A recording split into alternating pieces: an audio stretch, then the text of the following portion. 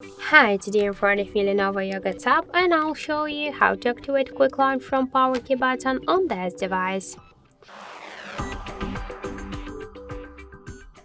So if you wanna by double press to the power key launch the camera like in my case, you should first open the settings and then scroll down to the system section.